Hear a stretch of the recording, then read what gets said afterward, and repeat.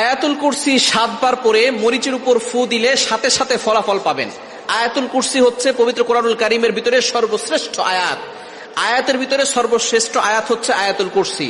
এটা পবিত্র কোরআনুল কারীমের 3 নম্বর পারার 1 নম্বর পৃষ্ঠার 8, 9, 10, 11, 12 নম্বর লাইন, সূরা বাকারার 255 নম্বর আয়াত।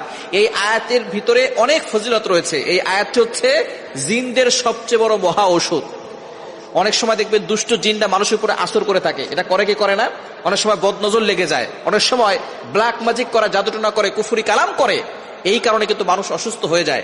দিন দিন প্রত্যেকটা ঘরে ঘরে জাদুটনার সমস্যা বেড়ে যাচ্ছে, ব্ল্যাক ম্যাজিকের ছড়াছড়ি হচ্ছে। নবীজি সাল্লাল্লাহু আলাইহি সাল্লামকেও জাদুটনা করা হয়েছিল।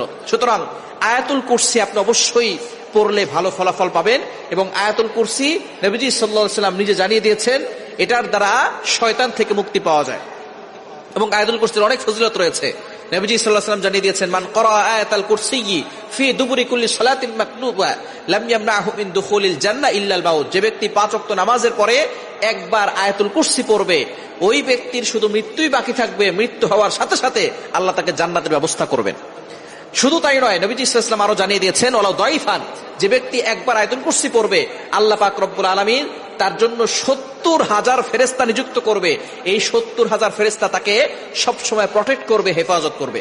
আপনি যখনই ঘর থেকে বের হবেন, আয়াতুল কুরসি পড়ে বের হবেন, 70,000 ফেরেশতা আপনাকে প্রটেক্ট করবে, হেফাজত করবে।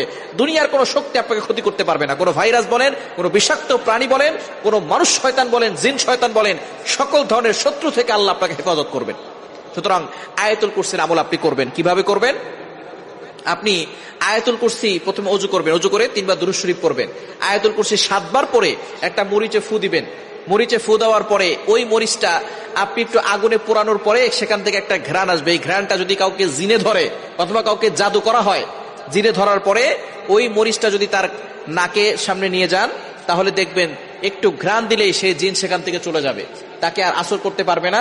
এবং যদি কারো বদনজর লেগে যায়, তার নাকের সামনে একটু ধরবেন, দেখবেন তার বদনজর দূর হয়ে যাবে। এবং আপনি অবশ্যই এই ধরনের সমস্যা হলে শরীর বন্ধ রাখার চেষ্টা করবেন। আয়াতুল কুরসি আর 4 কুল, সূরা কাফিরুন, সূরা ইখলাস, সূরা ফালাক, সূরা নাস, এই 4টা সূরা দিয়ে এবং আয়াতুল কুরসি পড়ে বুকে ফু দিবেন আর হাতে ফু দিয়ে পুরো শরীরে মাসাজ করবেন। শরীর বন্ধ